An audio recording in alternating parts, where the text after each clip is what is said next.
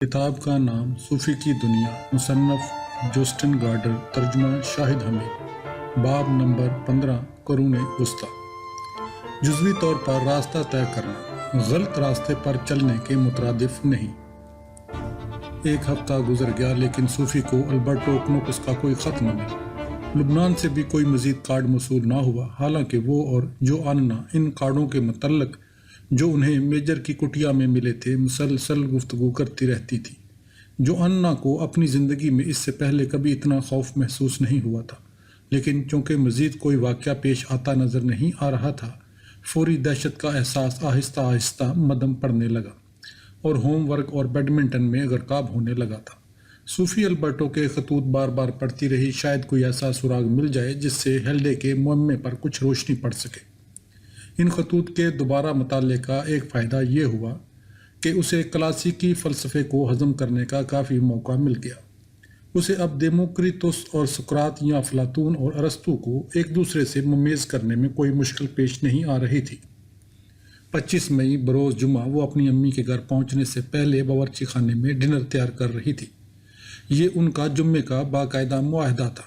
आज वो मछली का सूप, मछली के कोफ्ते और गाजरों का सालन बना रही थी, सादा और गैर चटपटा। बाहर खासी तेज़ हवा चलने लगी थी। हांडी में चमचा फेरते फेरते उसकी तवज्जो दरीचे की तरफ मबजूल हो गई। ब्रिज के दरख्त मकई के पौधों की तरह लहरा रहे थे। अचानक कोई चीज़ दरीचे से टकराई। सूफी ने दोबारा उस तरफ देखा। उसे दरीचे पर एक कार्ड चपसा नजर आया। ये पोस्ट कार्ड था। खिड़की के शीशे में वो उस पर दर्ज पता पढ़ सकती थी, हेल्डे मोलर कनिग बतवसत सूफी अमट सेन। उसके दिल में भी यही ख्याल आया था। उसने खिड़की खोली और कार्ड उठा लिया। ये कैसे हो सकता है कि ये कार्ड हवा के दोष पर उड़ता खुद बखुद यहाँ पहुँच जाए, वो सोच रही थी। उस कार्ड पर भी 15 जून की तारीख सबत थी। सूफी ने स्टोव से हांडी उठाई और खुद बावर्ची खाने की मेज़ पर बैठ गई। कार्ड पर तहरीर था, डियर हेल्डे, मुझे मालूम नहीं कि जब तुम ये कार्ड पढ़ रही होगी तुम्हारी सालगिरह का दिन अभी तक चल रहा होगा या नहीं। एक लिहाज से तो मुझे यही उम्मीद है कि ये चल रहा होगा, या उसे बीते कोई ज़्यादा दिन नहीं गुजरे होंगे। 1-2 हफ्ते हमें जितने तवील मालूम होते हैं, ज़रूरी नहीं कि सूफी को भी यही महसूस होता हो। मैं वस्त गर्मा से 1 रोज़ पहले घर पहुँच जाऊँगा ताकि हेल्डे हम इकट्ठे ग्लाइडर में बैठकर घंटों समुंदर का नज़ारा कर सकें। हमें कितनी ही बातें करना है। पापा की तरफ से प्यार, जो बाज़ औक़ात यहूदियों, ईसाइयों और मुसलमानों की बाहमी 1000 साला कशमकश से बहुत पुज़मुर्दा हो जाता है। मुझे बार बार अपने आप को याद दिलाना पड़ता है कि इन तीनों मज़ाहब का सिलसिला इब्राहिम तक पहुँचता है। चुनाचा मेरा ख्याल है कि वो एक ही खुदा की इबादत करते हैं। इधर यहाँ हाबील और काबील अभी तक एक दूसरे को हलाक करने में मसरूफ़ हैं। पसे नोश्त सूफी को सलाम कहना। बेचारी बच्ची, उसे अभी तक मालूम नहीं हो सका कि ये सब चक्कर क्या है। शायद तुम्हें मालूम हो। सूफी बिल्कुल निढाल हो गई और उसने अपना सर मेज़ पर निहोड़ा दिया। वो एक बात वसूख से कह सकती थी, उसे कतन मालूम नहीं था कि ये सब चक्कर क्या है। शायद हेल्दे को मालूम हो। अगर हेल्दे के बाप ने उससे कहा है कि वो उसका सलाम सूफी को पहुंचा दे, तो उसका मतलब ये हुआ कि जितना सूफी हेल्दे को जानती है उससे कहीं ज़्यादा हेल्डे सूफी के मुतल्लिक जानती है। ये सब कुछ इतना गुंजलक था कि उसकी समझ में कुछ नहीं आ रहा था। उसने सोचना तर्क किया और दोबारा डिनर तैयार करने लगी, लेकिन सोचे थी कि पीछा ही नहीं छोड़ रही थी। पोस्ट कार्ड खुद बखुद खिड़की के साथ आ टकराए। ये हवाई डाक का करिश्मा तो नहीं हो सकता। अभी उसने हांडी दोबारा स्टूव पर रखी ही थी कि टेलीफोन की घंटी बजने लगी। कहीं ये पापा का तो नहीं। उसकी कितनी ख्वाहिश थी कि वो जल्द अज जल्द घर पहुँच जाएँ ताकि इन 3 हफ्तों के दौरान में जो कुछ गुजरा है वो उन्हें उसके मुतल्लिक सब कुछ बता सके। नहीं नहीं, ये पापा नहीं हो सकते। शायद जो अन्ना या अम्मी हो।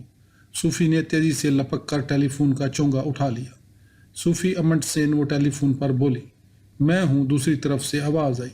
सूफी को 3 बातों का यकीन था। ये आवाज़ उसके पापा की नहीं थी। बहरहाल ये आवाज़ किसी मर्द की थी और ये आवाज़ वो पहले कभी सुन चुकी थी। कौन?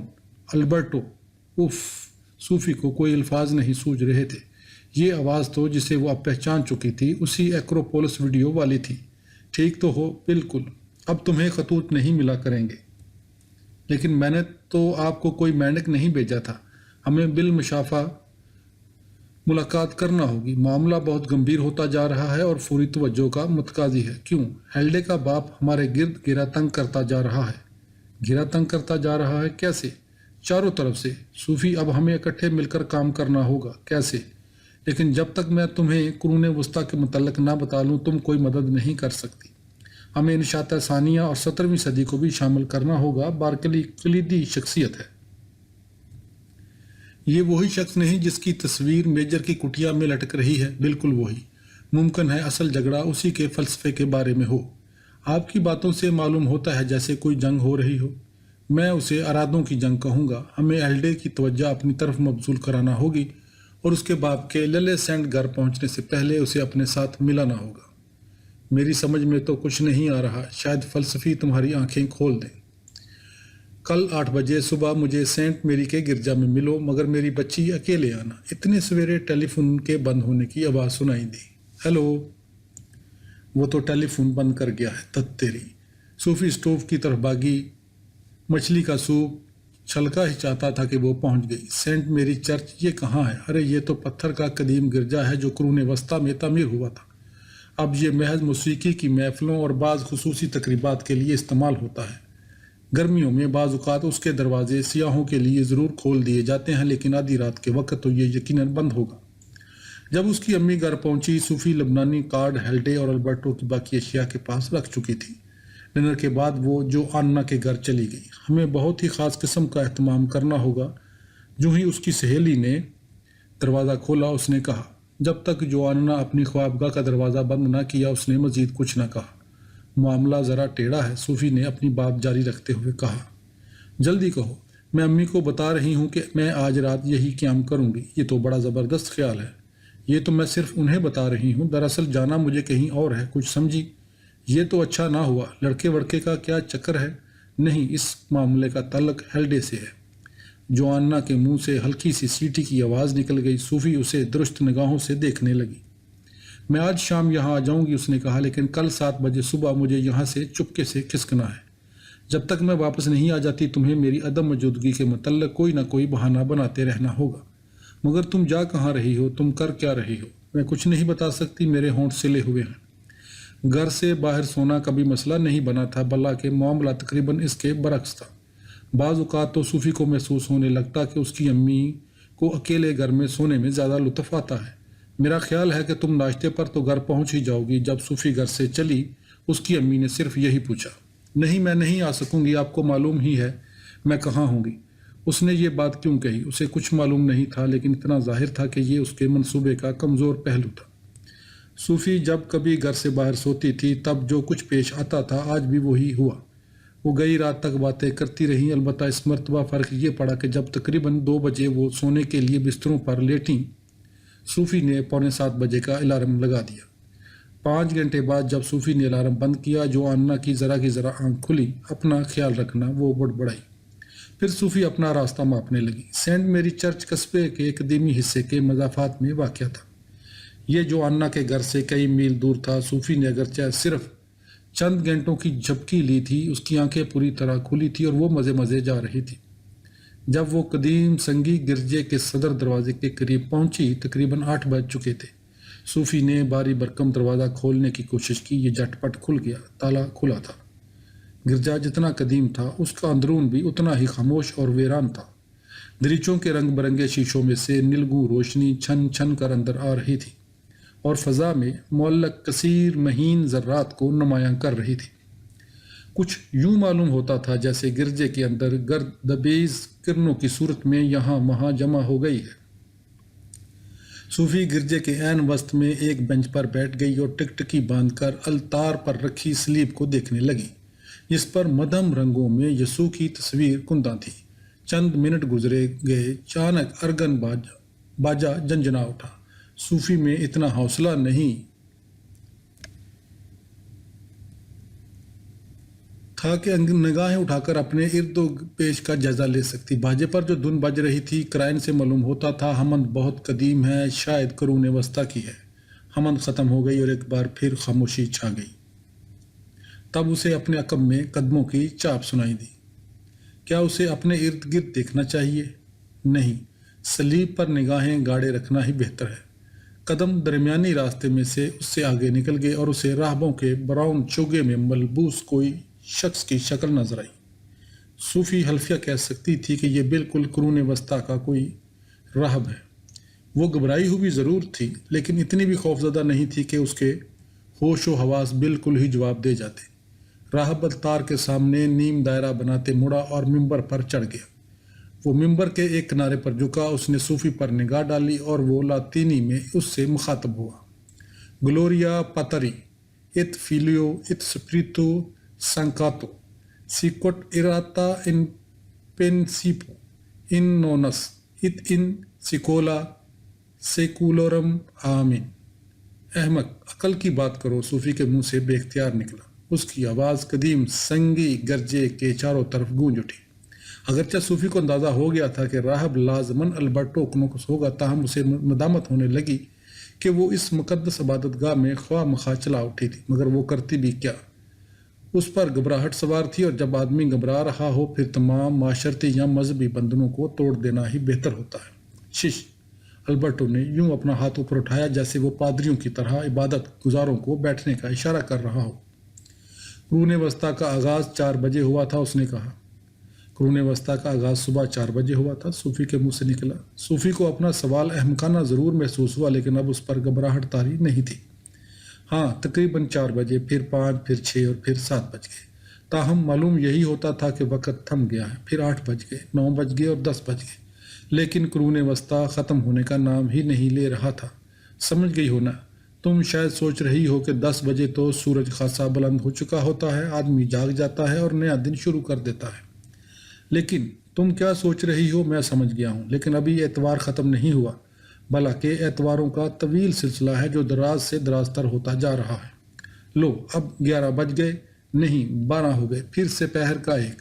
इस अहद को हम हाई गोथिक कहते हैं, जब यूरोप के अजीम गिरजाओं की तमीर अमल में आई थी।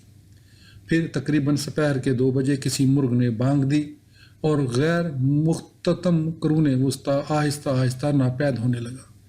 गोया कुरून वस्ता 10 घंटे जारी रहा, सूफी ने कहा। अल्बर्टो ने राहब की ब्राउन कला में से सर आगे झुकाया और इबादत गुजारों की जमात पर, जो 14 साल लड़की पर मुश्तमल थी, नज़र डाली। हाँ, अगर 1 घंटा 100 साल के बराबर हो, हम झूठ मूठ फ़र्ज कर लेते हैं कि यसू बवक़्त नीम शब तवल्द हुए थे। पाल ने अपनी तबलीगी दौरों का आगाज़ 1:30 बजे सुबह से ज़रा कबल किया और वो चौथाई घंटा बाद रूम में इंतकाल कर गए। तकरीबन 3 बजे सुबह ईसाई मसलक पर कमो बेश पाबंदी लग गई, लेकिन 313 ईस्वी में ये रूमी सल्तनत का मुसलमा मजहब बन चुका था। ये एम्परातोर कस्तुनतीन का अहद हुकूमत था। ताहम मुकद्दस एम्परातोर का मसा कई साल बाद उसके बिस्तरे मर्ग पर हुआ। 380 में सारी रूमी सल्तनत में ईसाईयत सरकारी मजहब करार दे दी गई। रूमी सल्तनत का सकूत नहीं हो गया था, उसका इन्हदाम शुरू हो गया था। हम तारीख सकाफत की एक अजीम तरीन तब्दीली के सामने खड़े हैं। रूम को 4वीं सदी में दोहरे खतरे का सामना था। शुमाल की जानब से वहशी अपना दबाव बढ़ा रहे थे और अंदरून खाना टूट फूट का सिलसिला शुरू हो गया था। 330 में अजीम कुस्तुनतीन ने अपना दारुल हुकूमत रूम से कुस्तुनतुनिया मुंतकिल कर दिया। उसने खुद ही इस शहर की बुनियाद बहीरा असवद के दहाने पर रखी थी। बेशुमार लोगों का ख्याल रहा है कि नया शहर रूम सानी था। 395 ईस्वी में रूमी सल्तनत 2 हिस्सों में मुनकसम हो गई। उनमें एक का नाम मगरबी सल्तनत था और उसका दारुल हुकूमत रूम था। दूसरी मशरकी सल्तनत थी और उसने कुस्तुनतुनिया के नए शहर को अपना दारुल हुकूमत बनाए रखा। 410 में रूम को वैशियों ने ताख्तो ताराज कर दिया और 476 ईस्वी में सारी मगरबी सल्तनत का शिराजा बिखर गया। मशरकी सल्तनत 1453 ईस्वी तक एक रियासत की हैसियत से कायम रही, लेकिन जब तुर्कों ने कुस्तुनतुनिया तस्खीर कर लिया उसका वजूद भी मिट गया और कुस्तुनतुनिया का नाम इस्तंबुल में तब्दील हो गया। हाँ, इस्तंबुल उसका ताज़ा तरीन नाम है। एक और तारीख जो हमें याद रखनी चाहिए 529 की है। ये वो साल है जब कलीसा ने एथेंस में अफलातून की अकादमी बंद कर दी। عیسائی راہبوں نے جو عظیم جماعتیں تشکیل کیں ان میں سب سے پہلی بینیدکتی جماعت اسی سال وجود میں آئی۔ چنانچہ 529 کا سال اس طریقے کی علامت بن گیا جو عیسائی کلیسا نے یونانی فلسفے پر ڈکن لگانے کے لیے استعمال کیا۔ تب سے خانقاہوں کو تعلیم، غور و تفکر اور مراقبے پر جارحداری حاصل ہو گئی۔ گھڑی کی سوئیاں ٹک ٹک کرتی 5:30 کی طرف پڑ رہی تھی۔ صوفی سمجھ چکی تھی کہ ان اوقات سے البرٹو کا مطلب کیا ہے۔ بوقت نیم شب صوفی 0 پر تھی۔ جب یہ 1 پر پہنچی تو یسوع کو پیدا ہوئے 100 سال، 6 پر 600 سال اور 14 یا دن کے 2 بجے پر 1400 سال کا عرصہ بیت چکا تھا۔ البرٹو کا سلسلہ کلام جاری رہا۔ دراصل قرون وسطیٰ سے مراد دوسرے 2 عہدوں کا درمیانی زمانہ ہے۔ یہ ترکیب نشاطہ ثانیہ کے دور میں وضع ہوئی تھی۔ اس زمانے کو قرون ظلمت بھی کہا جاتا تھا اور اسے غیر مختتم 1000 سالہ شب بھی تصور کیا جاتا تھا جو یورپ پر عہد عتیق اور نشاطہ ثانیہ کی درمیانی مدت میں چھائی رہی۔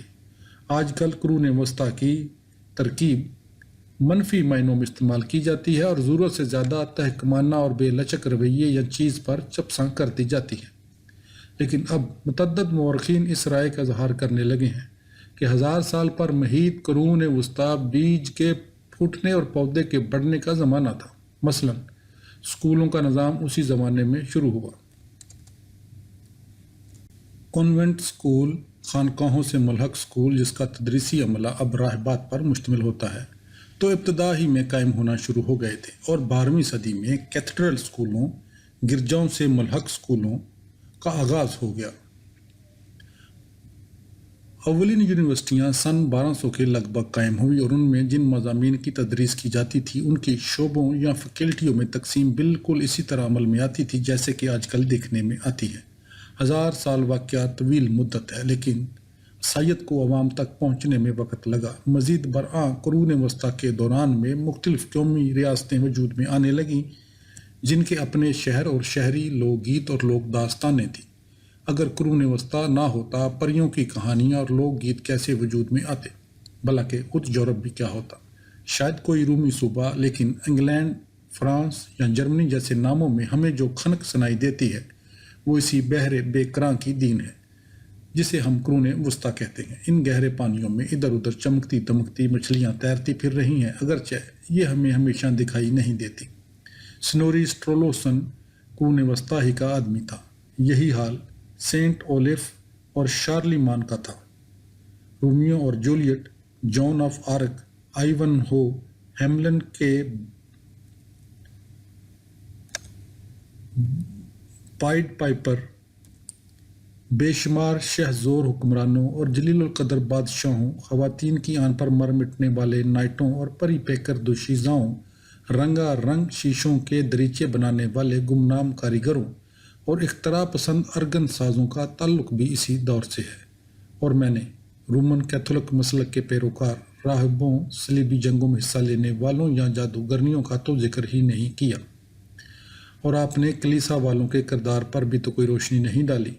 تم نے ٹھیک کہا۔ ویسے چلتے چلتے میں اتنا بتائے دیتا ہوں کہ ناروے میں عیسائیت 11ویں صدی تک نہیں آئی تھی۔ یہ کہنا تو مبالغہ آرائی ہوگا کہ نارڈک ممالک ایک ہی حلے میں عیسائیت کے حلقہ بگوش ہو گئے تھے۔ بلائی سطح پر عیسائیت کا سکہ رواں ہو گیا تھا لیکن زیر سطح قدیم بت پرستانہ عقائد اپنی خو چھوڑنے کے لیے تیار نہیں تھے اور بڑی استقامت سے اپنی جگہ ڈٹے رہے اور لا محالہ ان میں سے متعدد کو عیسائیت میں ضم کر لیا گیا۔ مثلاً سکینڈینیویا کے ممالک میں آج بھی کرسمس جس انداز سے منائی جاتی ہے اس میں عیسائی اور قدیم نورس رسوم کا امتزاج نظر آتا ہے، اور یہاں پرانی کہاوت کا اطلاق ہوتا ہے کہ شادی شدہ جوڑے بتدریج ایک دوسرے کے مشابہ ہو جاتے ہیں۔ کرسمس کے موسم میں جو مختلف شکلوں، انسانوں، خنزیروں کے بچوں وغیرہ کی کے بسکٹ بنائے جاتے ہیں ان کی صورتیں بتدریج مشرق کے 3 عقلمند انسانوں اور بیت الحم کی کھرلی سے مشابہ ہونے لگتی ہے۔ تاہم اس میں کوئی شک نہیں کہ عیسائیت آہستہ آہستہ غالب فلسفہ حیات بن گئی۔ چنانچہ آج جب ہم قرون وسطیٰ کا نام لیتے ہیں تو ہمارا مطلب یہ ہوتا ہے کہ یہ وہ زمانہ تھا جب عیسائی ثقافت نے یورپ میں مختلف الخیال قوموں میں یکجائیت اور اتحاد قائم کرنے میں مدد دی۔ اس کا مطلب یہ ہوا کہ یہ سراپا ظلمت کا زمانہ نہیں تھا، ہاں، لیکن سن 400 عیسوی کے بعد کی ابتدائی صدیاں واقعہ ثقافتی انحطاط کی علامت تھیں۔ رومی عہد اعلیٰ ثقافت کا آئینہ دار تھا۔ اس میں بڑے بڑے شہر تھے جن کا طرہ امتیاز محض خوبصورت عمارتیں ہی نہیں بلکہ نکاسائی آب کے انتظامات، پبلک حمام اور کتب خانے بھی تھے۔ قرون وسطیٰ کی ابتدائی صدیوں کے دوران میں یہ ساری ثقافت ملیا میٹ ہو گئی۔ یہی حال تجارت اور معیشت کا ہوا۔ اس دور میں لوگ ایک بار پھر جنس کے بدلے جنس کی صورت میں ایک دوسرے سے لین دین کرنے لگے۔ معیشت کا نمایاں وصف جاگیرداری کا نظام تھا۔ اس کا مطلب یہ ہے کہ زمین کی ملکیت گنے چنے طاقتور نوابوں کے ہاتھ میں ہوتی تھی۔ عام آدمیوں کی حالت غلاموں سے بڑھ کر نہیں تھی اور انہیں 2 وقت کی روٹی کمانے کے لیے جان توڑ مشقت کرنا پڑتی تھی۔ ابتدائی چند صدیوں کے دوران میں آبادی میں بھی تیزی سے تخفیف ہونے لگی۔ عہد عتیق میں روم کی آبادی 10 لاکھ سے زیادہ نفوس پر مشتمل تھی، لیکن سن 600 عیسوی کے قریب قدیم رومی دارالسلطنت کی آبادی گھٹتے گھٹتے محض 40,000 افراد تک محدود ہو گئی، جو سابقہ آبادی کا عشر اشیر بھی نہیں کہی جا سکتی۔ چنانچہ شاہانہ جاہ و جلال کے حامل پرانے شہر کی پرشکوہ عمارتوں اور یادگاروں میں گھومنے پھرنے یا آوارہ گردی کرنے کے لیے انسانوں کی محض حقیر تعداد رہ گئی۔ جب انہیں عمارتی سامان کی ضرورت پیش آئی وہ انہیں کھنڈرات سے بکثرت دستیاب ہو جاتا تھا۔ چنانچہ فطری طور پر آج کے ماہرین آثار قدیمہ کو یہ سب کچھ دیکھ کر بہت دکھ ہوتا ہے اور وہ خواہش کرنے لگتے ہیں کہ کاش ان لوگوں نے قدیم یادگاروں کو یوں ستیہ ناش نہ مارا ہوتا۔ جب واقعہ پیش آ چکتا ہے عقل بگارنا آسان ہو جاتا ہے۔ سیاسی نقطہ نظر سے رومی عہد پہلے ہی 4تھی صدی کے اختتام تک ختم ہو چکا تھا، تاہم روم کا اسقف بشپ رومن کیتھولک چرچ کا سربراہ اعلیٰ بن گیا۔ اسے پوپ کا لاطینی زبان میں پاپا، جس کا مطلب وہی ہے جو اس لفظ سے مترشح ہوتا ہے، خطاب دے دیا گیا اور اسے بتدریج روئے زمین پر یسوع کا نائب تصور کیا جانے لگا۔ چنانچہ قرون وسطیٰ کے بیشتر عرصے کے دوران میں روم کو عیسائیت کے صدر مقام کا درجہ حاصل رہا، لیکن جوں جوں نئی قومی ریاستوں کے بادشاہ اور بشپ طاقتور سے طاقتور ہوتے چلے گئے، ان میں سے چند ایک میں اتنی جرأت آ گئی کہ وہ کلیسا کی قوت کے سامنے خم ٹھوک کر کھڑے ہو گئے۔ آپ نے کہا تھا کہ کلیسا نے ایتھنز میں افلاطون کی اکادمی بند کر دی تھی۔ اس کا مطلب یہ ہے کہ تمام یونانی فلسفیوں کو تاکہ نیساں پر رکھ دیا گیا تھا۔ مکمل طور پر تو نہیں، ارسطو اور افلاطون کی بعض تحریروں سے لوگ واقف تھے، مگر قدیم روسی سلطنت 3 مختلف ثقافتوں میں بٹ گئی تھی۔ مغربی یورپ میں ہمارے پاس جو عیسائی ثقافت تھی اس پر لاطینی ثقافت کی مہر ثبت تھی، اس کا صدر مقام روم تھا۔ مشرقی یورپ میں ہمارے پاس جو عیسائی ثقافت تھی اس پر یونانی ثقافت کی مہر ثبت تھی، اس کا صدر مقام قسطنطنیہ تھا۔ اس شہر کو اس کے یونانی نام بازنطین سے پکارا جانے لگا۔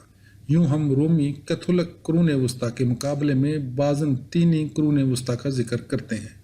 شمالی افریقہ اور مشرق وسطیٰ بھی کسی زمانے میں رومی سلطنت کا حصہ تھے، تاہم ان علاقوں میں قرون وسطیٰ کے دوران میں مسلم ثقافت کو فروغ حاصل ہوا اور یہاں عربی زبان بولی جانے لگی۔ سن 632 عیسوی میں حضرت محمد صلی اللہ علیہ وسلم کے انتقال کے بعد مشرق وسطیٰ اور شمالی افریقہ دونوں ہی اسلام کے زیر نگیں آ گئے تھے، اور کچھ عرصے بعد ہسپانیہ بھی اسلامی ثقافت کا حصہ بن گیا۔ مسلمانوں نے مکہ، مدینہ، یروشلم اور بغداد کو اپنے مقدس شہر قرار دے دیا۔ ثقافتی تاریخ کے نقطہ نظر سے یہ ذہن نشین کرنا ضروری ہے کہ عربوں نے یونانی ثقافت کے حامل اسکندریہ کے قدیم شہر کو بھی اپنی تحویل میں لے لیا۔ چنانچہ قدیم یونانی سائنس کی وراثت کا بیشتر حصہ عربوں کو منتقل ہو گیا۔ قرون وسطیٰ کے سارے عرصے کے دوران میں عربوں کو ریاضی، کیمیا، فلکیات اور طب جیسے علوم میں بالادستی حاصل رہی۔ آج بھی ہم عربی اعداد ہی استعمال کرتے ہیں۔ متعدد شعبوں میں عربی ثقافت عیسائی ثقافت سے کہیں برتر تھی۔ میں جاننا چاہتی تھی کہ یونانی فلسفے پر کیا بیتی۔ کیا تم کسی ایسے دریا کا تصور کر سکتی ہو جو 3 مختلف ندیوں میں منقسم ہو جاتا ہے، لیکن یہ تینوں ندیاں بہتے بہتے دوبارہ آپس میں مل جاتی ہیں اور عظیم دریا کا روپ اختیار کر لیتی ہیں؟ جی ہاں۔ پھر تم یہ بھی سمجھ سکتی ہو کہ یونانی رومی ثقافت کس طرح منقسم ہوئی، لیکن تینوں ثقافتوں کی مغرب میں رومن کیتھولک، مشرق میں بازنطینی اور جنوب میں عربی، یلغار سے بچ نکلی۔ اگرچہ اس مسئلے کو اس حد تک سہل بنا کر پیش کر دیا جاتا ہے کہ اصل مفہوم غارت ہو جاتا ہے، پھر بھی ہم یہ کہہ سکتے ہیں کہ نو افلاطونیت مغرب کے، افلاطون مشرق کے اور ارسطو جنوب میں عربوں کے حصے میں آیا، لیکن ان تینوں ندیوں میں سب کی چند مشترک چیزیں بھی شامل تھیں۔ اصل نقطہ یہ ہے کہ تینوں ندیاں شمالی اطالیہ میں آپس میں مل گئیں۔ عربی اثرات ہسپانیہ کے عربوں سے اور یونانی اثرات یونان اور بازنطینی سلطنت سے آئے۔ اب ہمیں نشاطہ ثانیہ یا ثقافت عتیق کے احیاء نو کا آغاز نظر آنے لگتا ہے۔ ایک مہینوں میں ثقافت عتیق قرون ظلمت سے بچ نکلی، سمجھی، لیکن ہمیں واقعے کے دھارے کی پیش قیاسی نہیں کرنا چاہیے۔ ہمیں پہلے قرون وسطیٰ کے فلسفے کے بارے میں کچھ گفتگو کرنا ہوگی۔ میں اب یہاں ممبر پر بیٹھ کر مزید گفتگو نہیں کروں گا، میں نیچے آ رہا ہوں۔ چونکہ صوفی کی نیند پوری نہیں ہوئی تھی، اس کی آنکھیں بوجھل ہونے لگی تھی جب اس نے سینٹ میری چرچ کے ممبر سے عجیب الوضع راہب کو نیچے اترتے دیکھا۔ اسے محسوس ہوا جیسے وہ خواب کی حالت میں ہو۔ البرٹو التار کے جنگلے کی طرف بڑھا اور پھر اس نے التار اور اس پر رکھی قدیم سلیب پر جس پر مسیح کی تصویر کندہ تھی نظر ڈالی، اور پھر وہ آہستہ آہستہ قدم اٹھاتا صوفی کی جانب چلنے لگا اور وہ گرجے میں عبادت کرنے والوں کے خاندانی بینچ پر اس کے قریب بیٹھ گیا۔ اس کے اتنا قریب بیٹھنا عجیب و غریب تجربہ تھا۔ صوفی کو اس کی کلا کے نیچے دو عمیق بوری آنکھیں نظر آئیں۔ یہ آنکھیں ایک ادیڑ عمر شخص کی تھی اور اس شخص کے بال سیاہ اور اس کی داڑھی چھوٹی اور نوکیلی تھی۔ تم کون ہو؟ وہ سوچ رہی تھی۔ تم نے میری زندگی کو کیوں زیر و زبر کر دیا ہے؟ ہم آہستہ آہستہ ایک دوسرے سے زیادہ اچھی طرح واقف ہو جائیں گے، اس نے یوں کہا جیسے وہ اس کے خیالات بام کیا ہو۔ جب وہ اکٹھے بیٹھے تھے اور رنگ برنگے شیشوں میں سے چھن چھن کر جو روشنی آ رہی تھی وہ شفاف سے شفاف ہونے لگی تھی، البرٹو نوکس قرون وسطیٰ کے بارے میں گفتگو کرنے لگا۔ قرون وسطیٰ کے فلسفیوں نے تقریباً کوئی تحقیق کیے بنا اور بلا حیل و حجت تصور کر لیا کہ عیسائیت برحق ہے۔ وہ کہنے لگا، ان کے سامنے مسئلہ یہ تھا کہ ہمیں عیسائی مکاشفے ریولیشن پر سیدھے سادے انداز سے امان لے آنا چاہیے یا ہمیں نصرانی صداقتوں کا مطالعہ عقل کی مدد سے کرنا چاہیے۔ پھر ایک طرف جو کچھ بائبل کہتی ہے اور دوسری طرف جو کچھ یونانی فلسفے کہتے ہیں، ان کے مابین تعلق کیا ہے؟ کیا انجیل اور عقل کے مابین کوئی تضاد ہے؟ اور یا عقیدہ اور علم آپس میں شیر و شکر ہو سکتے ہیں؟ قرون وسطیٰ کا تقریباً سارے کا سارا فلسفہ اسی ایک سوال کے گرد گھومتا تھا۔ صوفی نے بے صبری سے اس بات میں سر ہلا دیا۔ وہ یہ سب کچھ اپنی مذہبیت کی کلاس میں پڑھ چکی تھی۔ اب ہم دیکھیں گے کہ قرون وسطیٰ کے دو برآوردہ ترین فلسفی اس مسئلے سے کس طرح عہدہ برآ ہوئے، اور مناسب یہ ہے کہ ہم آغاز سینٹ اگسٹن سے کریں جو 354 سے تک زندہ رہا، اور اس ایک شخص کی زندگی سے ہم اس حقیقی تبدیلی کا اندازہ لگا سکتے ہیں جو عہد عتیق سے ابتدائی قرون وسطیٰ کی شکل میں نمودار ہوئی۔ اگسٹن شمالی افریقہ کے ایک چھوٹے سے قصبے تغاستے میں پیدا ہوا تھا۔ 16 سال کی عمر میں وہ بغرض تعلیم تیونس کے قدیم شہر کارتھیج چلا گیا۔ بعد ازاں اس نے روم اور میلان کا سفر اختیار کیا، تاہم وہ جلد ہی واپس آ گیا اور اس نے اپنی زندگی کے باقی ایام کارتھیج سے چند میل دور ایک قصبے ہپو میں گزارے۔ اس ضمن میں یاد رکھنے کے قابل بات یہ ہے کہ اگسٹن پیدائشی عیسائی نہیں تھا اور اس نے عیسائیت اختیار کرنے سے قبل مختلف مذہبوں اور فلسفوں کا مطالعہ بھی کیا تھا۔ آپ ان مذہبوں اور فلسفوں کی چند مثالیں دے سکتے ہیں۔ وہ کچھ عرصہ مانویت یا مناقد کا پیروکار رہا۔ مانویت مذہبی فرقہ تھا جس میں متاخر عہد عتیق کے انتہائی نمایاں اوصاف پائے جاتے تھے۔ اس فرقے کے پیروکاروں کا عقیدہ نیم مذہبی اور نیم فلسفانہ تھا۔ ان کا دعویٰ تھا کہ دنیا خیر اور شر، نور اور ظلمت، روح اور مادے کی سنویت پر مشتمل ہے۔ اپنی روح کی مدد سے انسان مادے کی دنیا سے اوپر اٹھ سکتا ہے اور یوں اپنی آتما، روح یا سول کی نجات کی تیاری کر سکتا ہے، لیکن خیر و شر کے مابین یہ بین تفریق نوجوان اگسٹن کو ذہنی سکون نہ دے سکی۔ وہ سرتپا اس چیز میں جسے ہم شرکا مسئلہ کہنا پسند کرتے ہیں مستغرق تھا۔ اس مسئلے سے ہماری مراد یہ سوال ہے کہ شر یا بدی کہاں سے آتا ہے۔ وہ کچھ عرصہ رواقی فلسفے کے زیر اثر رہا اور رواقیوں کے مطابق خیر و شر کے مابین کوئی بین خط امتیاز نہیں کھینچا جا سکتا۔ تاہم اگسٹین کا زیادہ تر جھکاؤ عہد عتیق کے اہم فلسفے نو افلاطونیت کی طرف تھا۔ یہاں اس کا ٹاکرا اس تصور سے ہوا کہ زندگی کی تمام صورتیں فطرت کے اعتبار سے الوہی ہیں، چنانچہ وہ نو افلاطونی بشپ بن گیا۔ ہاں تم یہ کہہ سکتی ہو وہ عیسائی تو بن گیا، لیکن اس کی عیسائیت زیادہ تر افلاطونی تصورات سے متاثر ہے۔ چنانچہ صوفی تمہیں یہ بات پلے باندھنا ہوگی کہ جو ہی ہم عیسوی قرون وسطیٰ میں داخل ہوتے ہیں ہمیں یونانی فلسفے سے رستہ توڑانے کا کوئی ڈرامائی عمل نظر نہیں آتا۔ یونانی فلسفے کا بیشتر حصہ سینٹ اگسٹن جیسے مذہبی رہنماؤں کے توسط سے نئے عہد تک پہنچا دیا گیا۔ آپ کا مطلب ہے کہ سینٹ اگسٹن نیم عیسائی اور نیم نو افلاطونی تھا؟ اگرچہ اسے عیسائیت اور افلاطونی فلسفے کے مابین کوئی حقیقی تضاد نظر نہیں آتا تھا، وہ اپنے آپ کو 100% عیسائی سمجھتا تھا۔ اس کے نزدیک افلاطونیت اور عیسائی عقیدے کے مابین مشابہت اتنی واضح تھی کہ وہ سمجھنے لگا کہ افلاطون لازماً پرانے عہد نامے سے واقف ہوگا۔ تاہم یہ بات انتہائی غیر احتمالی معلوم ہوتی ہے، بلکہ ہمیں یوں کہنا چاہیے کہ سینٹ اگسٹن نے افلاطون کو عیسائی بنا لیا تھا۔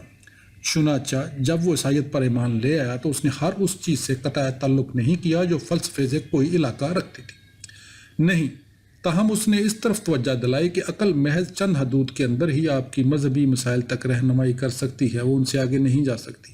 عیسائیت الوہی راز ہے جس کا ادراک ہم صرف ایمان کے ذریعے کر سکتے ہیں، لیکن اگر ہم عیسائیت پر ایمان لے آئیں خداوند ہماری روح کو منور کر دے گا تاکہ ہمیں خداوند کے متعلق ایک قسم کے مفوق الفطرت علم کا تجربہ ہو سکے۔ سینٹ اگسٹن اپنے باطن میں محسوس کرتا تھا کہ فلسفہ ایک خاص حد تک ہی جا سکتا ہے۔ جب تک اس نے عیسائیت قبول نہیں کی تھی اسے کبھی روحانی سکون میسر نہیں آیا تھا۔ جب تک ہمارا قلب تجھ پر نہیں ٹکتا وہ پرسکون نہیں ہو پاتا، اس نے لکھا تھا۔ میری سمجھ میں بالکل نہیں آیا کہ افلاطون کے خیالات کا عیسائیت کے ساتھ کیا میل ہو سکتا ہے۔ صوفی نے اعتراض کیا، ابدی امثال کے بارے میں کیا خیال ہے؟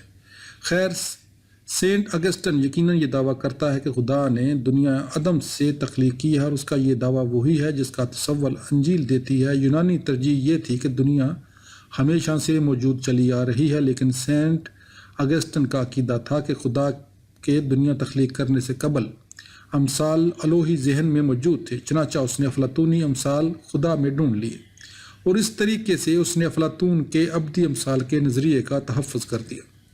بڑی استادی کی بات معلوم ہوتی ہے، لیکن اس سے یہ ظاہر ہو جاتا ہے کہ نہ صرف سینٹ اگسٹن بلکہ متعدد دیگر آبائے کلیسا نے بھی یونانی اور یہودی تصورات میں یگانگت پیدا کرنے کے لیے کس طرح زمین آسمان ایک کر دیے۔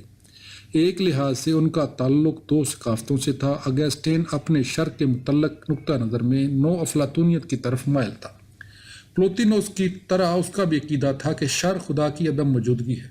شر کا اپنا کوئی ازادانہ وجود نہیں، یہ وہ چیز ہے جو موجود نہیں، کیونکہ خدا نے جو کچھ تخلیق کیا وہ در حقیقت محض خیر ہے۔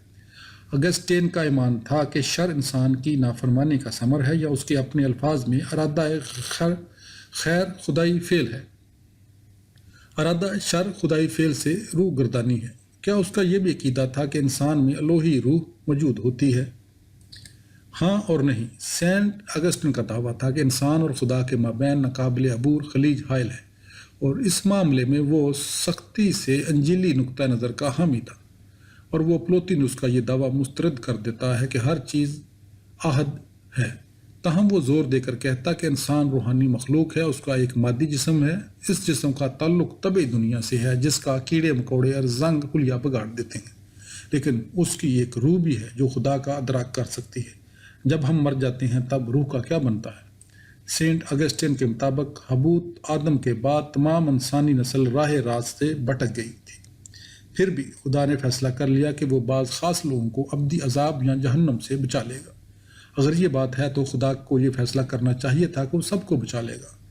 جہاں تک اس معاملے کا تعلق ہے، سینٹ اگسٹن اس بات کو تسلیم نہیں کرتا کہ انسان کو خدا پر تنقید کرنے کا کوئی حق حاصل ہے۔ یہاں وہ رومیوں کے نام سینٹ پال کے مکتوب کا حوالہ دیتا ہے، اے انسان، بھلا تو کون ہے جو خدا کے سامنے جواب دیتا ہے؟ کیا بنی ہوئی چیز بنانے والے سے کہہ سکتی ہے کہ تو نے مجھے کیوں ایسا بنایا؟ کیا کمہار کو مٹی پر اختیار نہیں کہ ایک ہی لوندے میں سے ایک برتن عزت کے لیے بنائے اور دوسرا بے عزتی کے لیے؟ رومیوں کے نام پولس کا خط باب 9 فقرات نمبر 20 تا 22 ترجمہ اردو بائبل۔ چنانچہ خدا اپنے آسمان پر بیٹھا لوگوں کے ساتھ کھیلتا رہتا ہے، اور جو ہی اس کا اپنی کسی مخلوق سے دل بھر جاتا ہے وہ اسے محض اٹھا کر ایک طرف پھینک دیتا ہے۔ سینٹ اگسٹن کا نقطہ نظر یہ تھا کہ کوئی شخص بھی خدا کی بخشش کا مستحق نہیں، پھر بھی خدا نے بعض لوگوں کو ابدی پھٹکار سے بچانے کے لیے منتخب کر لیا ہے۔ چنانچہ اس کے خیال کے مطابق یہ کوئی راز کی بات نہیں کہ بچایا کسے جائے گا اور پھٹکار کسے پڑے گی، یہ پہلے سے مقدر کیا جا چکا ہے، ہم سب اس کے رحم و کرم پر ہیں۔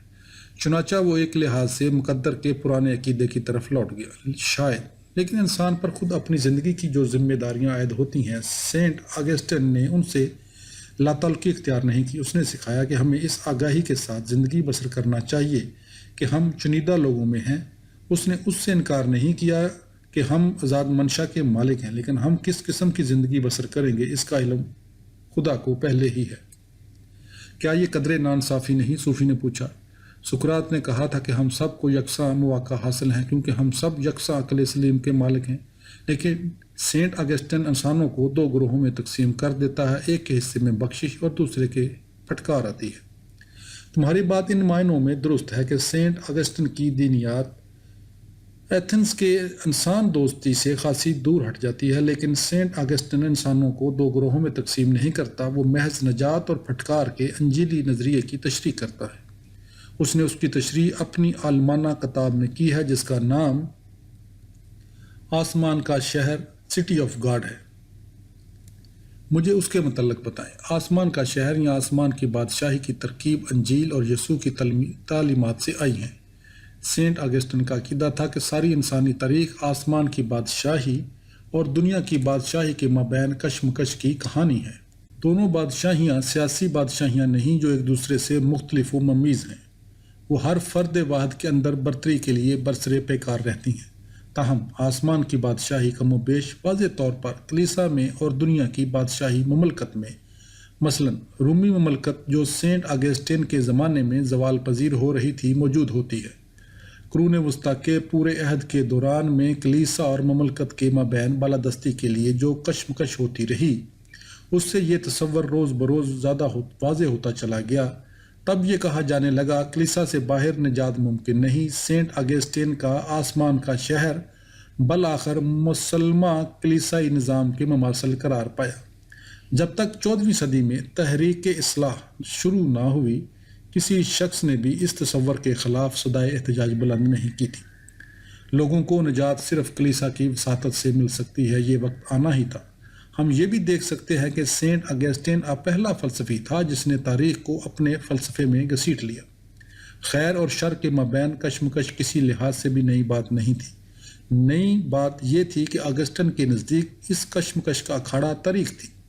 اگسٹن کی تصنیفات کے اس پہلو میں افلاطون کا کوئی عمل دخل نہیں۔ وہ تاریخ کے خطی نقطہ نظر سے زیادہ متاثر تھا جس سے ہمارا واسطہ پرانے عہد نامے میں پڑتا ہے۔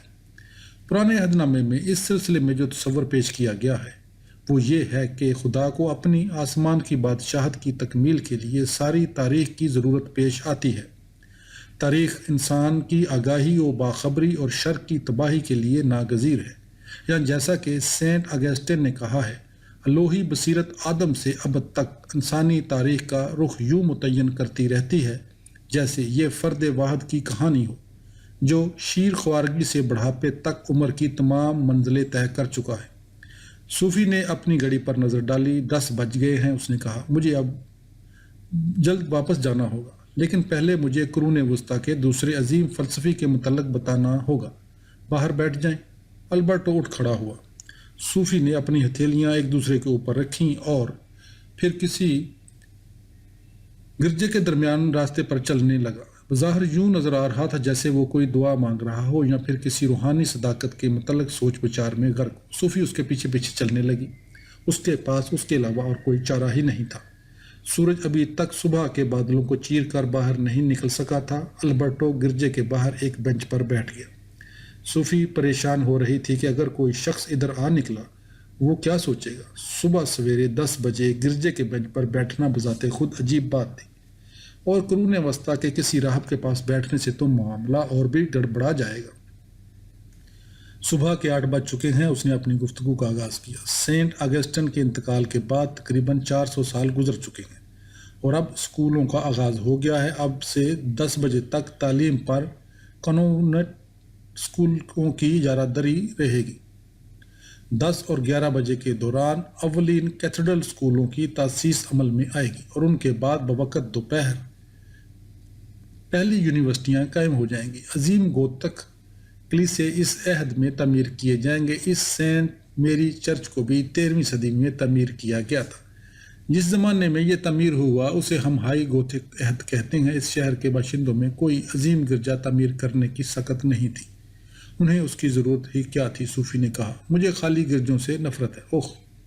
لیکن عظیم کلیسا محض عبادت گزاروں کی کثیر تعداد کے لیے تعمیر نہیں کیے جاتے تھے، وہ خداوند کے جلال و جمال کے حضور نذرانہ عقیدت تھے اور بذات خود ایک قسم کی حمد و ثنا تھے۔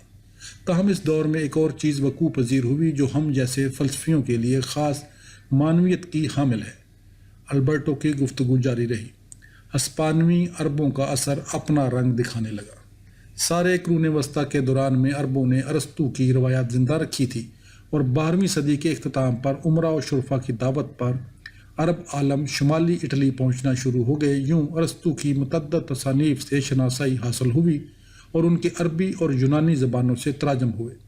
اس سے طبعی علوم میں نئی دلچسپی پیدا ہو گئی اور عیسائی مکاشفے کے یونانی فلسفے سے تعلق کے مسئلے میں نئی جان پڑ گئی۔ صاف ظاہر تھا کہ سائنس کے معاملے میں ارسطو کو مزید نظر انداز نہیں کیا جا سکتا تھا، لیکن سوال یہ تھا کہ فلسفی ارسطو کی بات کب سنی جائے اور انجیل کے ساتھ اپنی وابستگی کا اظہار کب کیا جائے۔ کچھ سمجھی؟ صوفی نے اس بات میں سر ہلا دیا اور راہب کا سلسلہ کلام جاری رہا۔ اس عہد کا عظیم ترین اور اہم ترین فلسفی سینٹ تامس ایکوائنس تھا۔ وہ 1225 عیسوی میں پیدا ہوا اور اس نے 1274 عیسوی میں انتقال کیا۔ اس کا تعلق روم اور نیپلز کے درمیان ایک چھوٹے سے قصبے ایکوانون سے تھا، لیکن اس نے پیرس یونیورسٹی میں استاد کی حیثیت سے بھی کام کیا۔ میں اسے فلسفی کہتا ہوں، لیکن وہ دینیات کا بھی اتنا ہی بڑا عالم تھا۔ اس زمانے میں فلسفے اور دینیات کے مابین کوئی خاص فرق نہیں تھا۔ قصہ کوتاہ ہم کہہ سکتے ہیں کہ جس طرح قرون وسطیٰ کے ابتدائی دور میں افلاطون کو مشرف بعیسائیت کر لیا گیا تھا، بائنا ایکوائنس نے عیسائیت کا ترہ ارسطو کے سر پر رکھ دیا۔ کیا ان فلسفیوں کو جو یسوع سے صدیوں پہلے فوت ہو چکے تھے عیسائی بنانا عجیب نہیں معلوم ہوتا؟ تم یہ کہہ سکتی ہو، لیکن ان دونوں عظیم یونانی فلسفیوں کو عیسائی بنانے کا مطلب صرف یہ ہے کہ ان کے افکار کی کچھ اس انداز سے تفسیر و تشریح کی جائے کہ وہ عیسائیت کے مسئلہ ایمان کے لیے مزید خطرہ نہ تصور کیے جا سکیں۔ ایکوائنس ان لوگوں میں شامل تھا جنہوں نے ارسطو کے فلسفے کو عیسائیت کے مزاج کے مطابق بنانے کی کوشش کی۔ ہم کہتے ہیں کہ اس نے عقیدے اور علم کے مابین عظیم امتزاج پیدا کر دیا۔ اس نے یہ کام ارسطو کے فلسفے میں گھس کر اور اس کی باتوں کا محض لفظی مطلب لے کر کیا، حالانکہ ارسطو بیچارہ کہنا شاید اور کچھ یا بالکل ہی متضاد چاہتا تھا۔ میں معافی چاہتی ہوں، لیکن گزشتہ رات میں کوئی خاص سو نہیں سکی تھی۔ میرا خیال ہے آپ کو اپنی بات ذرا مزید صراحت سے بیان کرنا ہوگی۔ ایکوائنس کا عقیدہ تھا کہ ہمیں فلسفہ یا عقل جو کچھ سکھاتے ہیں اس کے مابین جو ہمیں عیسائی مکاشفہ یا ایمان سکھاتا ہے کوئی کشمکش نہیں ہونا چاہیے۔ اکثر اوقات عیسائیت اور فلسفہ ایک ہی بات کہتے ہیں، چنانچہ ہم اکثر عقل کی مدد سے انہی صداقتوں تک پہنچ جاتے ہیں جن کا ذکر ہم انجیل میں پڑھتے ہیں۔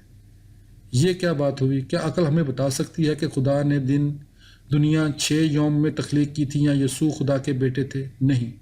ایمان کی ان تمام حقیقتوں تک صرف عقیدے اور عیسائی مکاشفے کے ذریعے ہی رسائی ہو سکتی ہے، لیکن ایکوائنس کا متعدد فطری لہاتی صداقتوں کے وجود پر اعتقاد تھا۔ ان سے اس کا مطلب وہ صداقتیں ہیں جن تک نصرانی ایمان اور ہماری اپنی خلقی یا فطری عقل دونوں کے ذریعے رسائی حاصل کی جا سکتی ہے۔ مثلا یہ صداقت کہ کوئی خدا موجود ہے۔ ایکوائنس کا عقیدہ تھا کہ خدا تک پہنچنے کے لیے 2 راستے اختیار کیے جا سکتے ہیں، ان میں سے ایک راستہ ایمان اور عیسائی مکاشفے کا ہے اور دوسرا عقل اور حواس میں سے جاتا ہے۔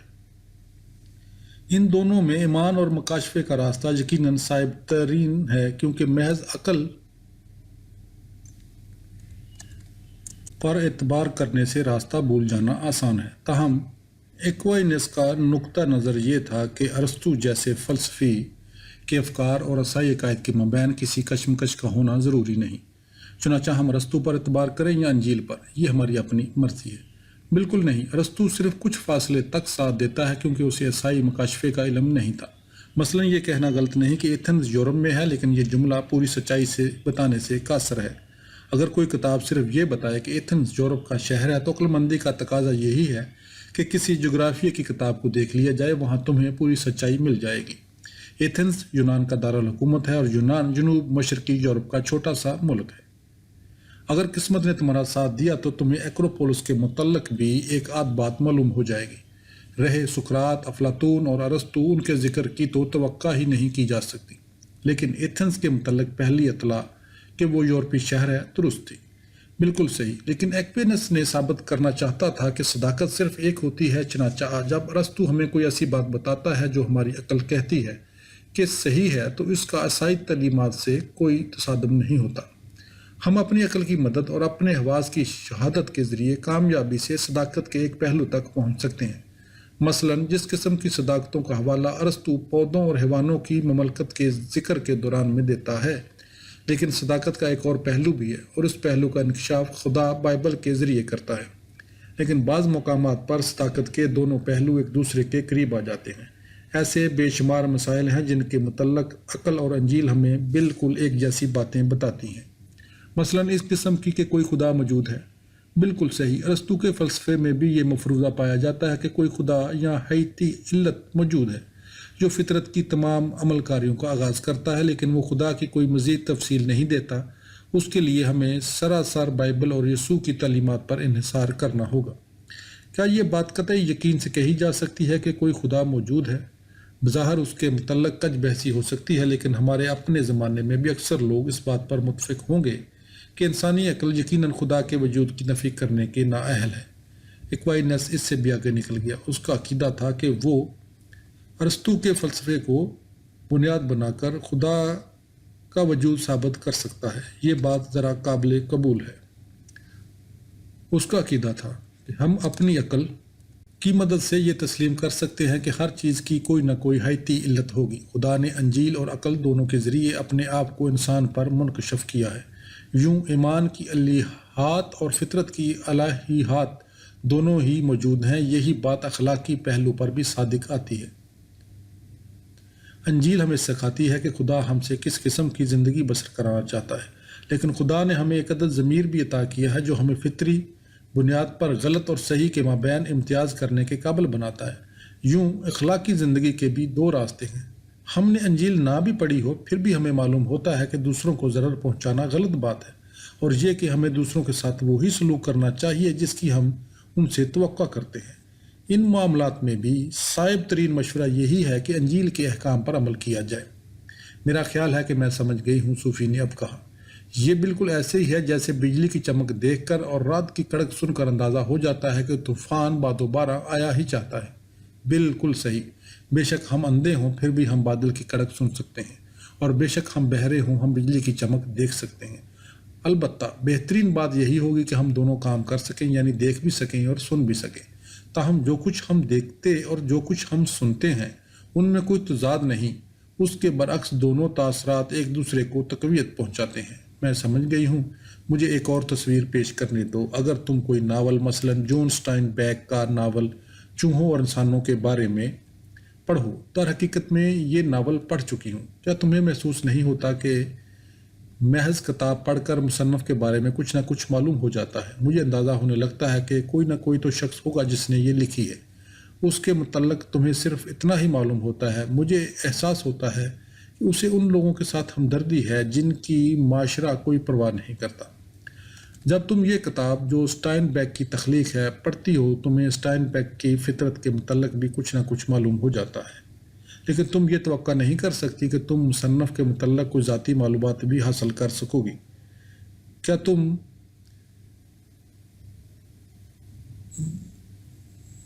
مائس اینڈ مین پڑھ کر یہ بتا سکتی ہو کہ مصنف نے جب یہ کتاب لکھی اس کی عمر کیا تھی، وہ کہاں رہتا تھا، اس کے بچے کتنے تھے؟ بالکل نہیں۔ لیکن تمہیں یہ معلومات اسٹائن بیک کی کسی سوانح حیات یا خود نوشت سوانح حیات میں مل سکتی ہے۔ اسٹائن بیک کی صرف سوانح حیات یا آپ بیتی پڑھ کر ہی تم اس کی شخصیت کو بہتر طور پر سمجھ سکتی ہو۔ یہ بات تو ٹھیک ہے، کم و بیش یہی حال خدا کی تخلیق اور بائبل کا ہے۔ دنیا فطرت میں محض گھومنے پھرنے سے ہمیں اندازہ ہو جاتا ہے کہ کوئی خدا موجود ہے۔ ہم آسانی سے دیکھ سکتے ہیں کہ وہ پھولوں اور جانوروں سے پیار کرتا ہے، ورنہ وہ انہیں بناتا ہی نہ۔ لیکن خدا کے متعلق، اس کی ذات کے متعلق معلومات ہمیں صرف بائبل میں ملتی ہیں، اور اگر تم چاہو تو کہہ سکتی ہے کہ یہ معلومات اس کی آپ بیتی بائبل میں موجود ہے۔ آپ کو مثالیں تلاش کرنے کا ہنر آتا ہے۔ پہلی مرتبہ البرٹو نے کوئی جواب نہ دیا، وہ بس وہاں بیٹھا سوچتا رہا۔ کیا ان سب باتوں کا ہیلڈے سے کوئی تعلق بنتا ہے؟ صوفی پوچھے بنا نہ رہ سکی۔ ہمیں یہ قطعاً معلوم نہیں کہ کوئی ہیلڈے ہے بھی یا نہیں، لیکن ہمیں معلوم ہے کہ کوئی شخص اس کے متعلق جگہ جگہ ثبوت، بے شک وہ گمراہ کن ہوں، چھوڑتا پھر رہا ہے۔ پوسٹ کارڈ، ریشمی سکارف، سبز بٹوا، ایک عدد جراب۔ البرٹو نے اس بات میں سر ہلا دیا۔ نظر کچھ یوں آتا ہے جیسے یہ ہیلڈے کا باپ ہے جو یہ فیصلے کر رہا ہے وہ کہاں اور کتنے ثبوت چھوڑے گا۔ اس نے کہا، فی الحال ہم صرف اتنا جانتے ہیں کہ وہ ہمیں بے شمار پوسٹ کارڈ بھیج رہا ہے۔ کاش وہ اپنے متعلق بھی کچھ لکھ بھیجتا۔ خیر چھوڑو، ہم اس کا ذکر بعد میں کریں گے۔ 11:15 بج چکے ہیں، مجھے قرون وسطیٰ کے اختتام سے پہلے گھر پہنچنا ہوگا۔ ایکوائنس نے کس طرح ان تمام شعبوں میں ارسطو کے فلسفے کو استعمال کیا جہاں اس کا کلیسا کی دینیات سے کوئی تصادم نہیں ہوتا تھا۔ میں اس کے بارے میں چند باتیں کہوں گا اور پھر اپنی گفتگو ختم کر دوں گا۔ ان شعبوں میں منطق، اس کا نظریہ علم اور سب سے بڑھ کر اس کا فلسفہ فطرت شامل تھا۔ مثلاً تمہیں یاد ہے کہ ارسطو نے کس طرح پودوں اور جانوروں سے انسانوں تک زندگی کے تدریجی پیمانے کو بیان کیا تھا۔ صوفی نے اس بات میں سر ہلا دیا۔ ارسطو کا عقیدہ تھا کہ یہ پیمانہ کسی خدا کی موجودگی پر دلالت کرتا ہے جس نے زندہ اشیاء کی ایک طرح سے زیادہ تعداد مقرر کر دی تھی۔ دنیا میں اس طریقے سے ہر چیز کی تنظیم کو عیسائی دینیات کے ساتھ وابستہ کرنا کوئی مشکل کام نہیں تھا۔ ایکوائنس کے مطابق پودوں اور جانوروں سے انسان تک، انسان سے ملائکہ تک اور ملائکہ سے خدا تک زندگی کا تدریجی پیمانہ موجود ہے۔ وہ سمجھتا تھا کہ جانوروں کی طرح انسان کے پاس جسم اور حواسی اعضاء ہیں، لیکن انسان کے پاس ذہانت بھی ہے جو اسے اشیاء کے متعلق استدلال کرنے اور انہیں سمجھنے میں مدد دیتی ہے۔ ملائکہ کا حواسی اعضاء سمیت اس قسم کا کوئی جسم نہیں ہوتا، یہی وجہ ہے ان کی ذہانت فی البدیہہ اور فوری ہوتی ہے۔ انہیں انسانوں کی طرح سوچ بچار کرنے کی کوئی ضرورت نہیں، انہیں استدلال کے ذریعے نتائج مستنبط کرنے کی بھی حاجت لاحق نہیں ہوتی۔ وہ ہر اس بات کو جانتے ہیں جسے انسان جان سکتا ہے، لیکن انہیں ہماری طرح قدم بقدم سیکھنے کی ضرورت پیش نہیں آتی۔ چونکہ ملائکہ کا جسم نہیں ہوتا، ان کا کبھی انتقال نہیں ہوتا، وہ خدا کی طرح ازل سے موجود نہیں کیونکہ انہیں کسی وقت خدا نے تخلیق کیا تھا، لیکن ان کا کوئی جسم نہیں ہوتا جسے وہ کسی دن داغ مفارقت دے سکیں، چنانچہ ان کی موت کبھی واقعہ نہیں ہوتی۔ یہ تو بڑی خوبصورت بات معلوم ہوتی ہے، لیکن صوفی ملائکہ سے اوپر خدا ہے اور حکومت اسی کی ہے۔ وہ علم و بصیر ہے اور ایک مربوط نظر میں سب کچھ دیکھ سکتا ہے، چنانچہ وہ اب ہمیں دیکھ سکتا ہے۔ ہاں شاید وہ دیکھ سکتا ہے لیکن اب نہیں، کیونکہ خدا کے لیے وقت اس طرح موجود نہیں ہوتا جس طرح کہ وہ ہمارے لیے ہوتا ہے۔ ہمارا اب خدا کا اب نہیں ہے، چونکہ ہمارے لیے کئی ہفتے گزر جاتے ہیں، اس کا یہ مطلب نہیں بنتا کہ وہ خدا کے لیے بھی گزر گئے ہیں۔ یہ تو بڑی ڈرانے والی بات ہے، صوفی کے منہ سے بے اختیار نکلا۔ اس نے اپنا ہاتھ اپنے منہ پر رکھ لیا۔ البرٹو نے نگاہیں اٹھا کر اس کی جانب دیکھا اور صوفی بولتی رہی، مجھے کل ہیلڈے کے باپ کا ایک اور کارڈ ملا تھا، اس نے بھی کچھ اس قسم کی بات لکھی تھی۔ صوفی کے لیے جو چیز 1-2 ہفتے ہے، ضروری نہیں کہ وہ ہمارے لیے بھی 1-2 ہفتے ہی ہو۔ یہ تو بالکل وہی بات ہے جو آپ نے خدا کے بارے میں کہی ہے۔ صوفی کو اچانک براؤن کلا کے نیچے البرٹو کے چہرے پر تقدر کے آثار نظر آئے۔ اسے اپنے آپ پر شرم آنی چاہیے۔ صوفی پوری طرح سمجھ نہ سکی کہ البرٹو کا مطلب کیا ہے۔ وہ بولتا چلا گیا، بدقسمتی سے ایکوائنس نے بھی عورتوں کے متعلق ارسطو کا نظریہ اپنا لیا۔ تمہیں شاید یاد ہو کہ ارسطو کا خیال تھا کہ عورت کا مبیش، غیر مکمل یا ادھورا مرد ہے۔ وہ یہ بھی سمجھتا تھا کہ بچے کو ورثے میں صرف مرد کے خصائص ملتے ہیں کیونکہ عورت منفعل یعنی پیسو ہے اور وصول کنندہ ہوتی ہے، جبکہ مرد فاعل، ایکٹیو اور تخلیق کار ہوتا ہے۔ ایکوائنس کے مطابق ارسطو کے یہ خیالات انجیل کے پیغام سے ہم آہنگ ہیں، جو مثلاً ہمیں بتاتی ہے کہ عورت آدم کی پسلی سے پیدا ہوئی تھی۔ یعنی یہ بات جاننا دلچسپی سے خالی نہیں کہ ممیلوں، دودھ پلانے والے جانوروں کے انڈے 1827 تک دریافت نہیں ہوئے تھے۔ چنانچہ اگر لوگ یہ سمجھتے تھے کہ نسل بڑھانے کے سلسلے میں جو تخلیقی اور حیات بخش قوت کام کرتی ہے وہ مرد کی ہوتی ہے، تو اس میں حیرانی کی کوئی بات نہیں۔ مزید برآں تم یہ بات بھی ذہن نشین کر سکتی ہو کہ ایکوائنس کے مطابق یہ بات بالکل فطری ہے کہ عورت مرد سے فروتر ہے۔ تاہم عورت کی روح مرد کی روح کی برابر ہوتی ہے۔ جنت میں مردوں اور عورتوں کے مابین مکمل مساوات ہوگی، کیونکہ وہاں جنس کے تمام جسمانی اختلافات کا وجود ختم ہو جائے گا۔ اس سے کون سے اطمینان کا پہلو نکلتا ہے؟ قرون وسطیٰ میں خواتین فلسفی نہیں تھی۔ قرون وسطیٰ کے دوران میں گرجوں پر مردوں کو تغلب حاصل تھا، لیکن اس کا یہ مطلب نہیں کہ خواتین مفکر بالکل ہی انکا تھیں۔ ان میں سے ایک بنگن کی ہیلڈے گارڈر تھی۔ صوفی کی آنکھیں حیرت سے کھلی کی کھلی رہ گئی۔ کیا اس کا ہیلڈے سے کوئی تعلق ہے؟ کیا سوال ہے! ہیلڈے گارڈر جرمنی کی وادی رائن کی رہبہ تھی، جو 1098 سے 1179 تک زندہ رہی۔ عورت ہونے کے باوجود وہ واعظ، مصنف، طبیب، ماہر نباتیات اور فطرت پسند فلسفی تھی۔ وہ اس حقیقت کی واضح مثال ہے کہ قرون وسطیٰ کے دوران میں عورتوں کا انداز فکر اور رویہ زیادہ عملی بلکہ زیادہ سائنسی بھی ہو سکتا ہے۔ لیکن ہیلڈے کے متعلق کیا خیال ہے؟ قدیم عیسائیوں اور یہودیوں کا ایک عقیدہ یہ تھا کہ خدا صرف نرینہ صفات کا مالک نہیں، بلکہ اس کا ایک نسوانی پہلو یا مادرانہ فطرت بھی ہوتی ہے۔ عورتیں بھی خدا کی شبیہ پر تخلیق کی جاتی ہیں۔ خدا کے اس نسوانی پہلو کو یونانی میں صوفیہ کہا جاتا ہے۔ صوفیہ یا صوفی کا مطلب دانش، حکمت یا دانائی ہے۔ صوفی نے صبر و شکر سے اپنا سر ہلا دیا۔ اسے یہ بات پہلے کسی نے کیوں نہیں بتائی تھی، وہ سوچ رہی تھی۔ پھر میں نے بھی کبھی کیوں نہ پوچھا، البرٹو بولتا رہا۔ صوفیہ یا خدا کی مادرانہ فطرت قرون وسطیٰ کے سارے عرصے کے دوران میں یہودیوں اور یونانی آرتھوڈکس چرچ دونوں کے لیے خاص معنویت کی حامل بنی رہی۔ مغرب میں اسے فراموش کر دیا گیا۔ دریں اثنا ہیلڈے گارڈ منظر عام پر نمودار ہوتی ہے۔ اسے رویا میں سنہری جبے میں ملبوس، جو قیمتی جواہرات سے مزین تھا، صوفیہ کا دیدار ہوتا ہے۔ صوفی اٹھ کر کھڑی ہو گئی۔ صوفیہ نے اپنے آپ کو رویا میں ہیلڈے گارڈر پر منکشف کیا تھا، وہ سوچ رہی تھی۔ ہو سکتا ہے کہ میں ہیلڈے کو خواب میں نظر آ جاؤں، اس نے کہا۔ وہ دوبارہ بیٹھ گئی۔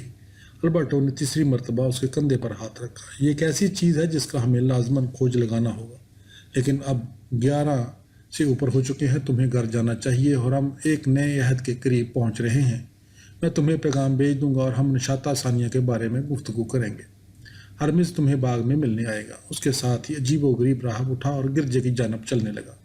صوفی جہاں بیٹھی تھی وہیں بیٹھی رہی۔ وہ ہیلڈے گارڈر اور ہیلڈے اور صوفی کے متعلق سوچ رہی تھی۔ اچانک اس نے جست لگائی اور راہبانہ لباس پہنے فلسفی کے پیچھے بھاگنے لگی۔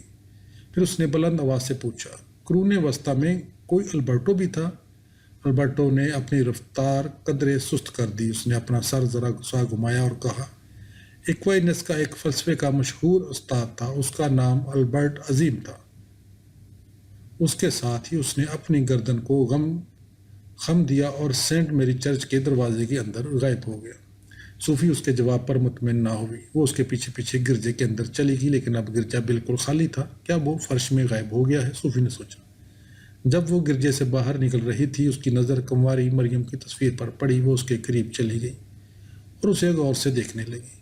اچانک اسے تصویر کی مریم کی ایک آنکھ کے نیچے پانی کا ایک چھوٹا سا قطرہ نظر آیا۔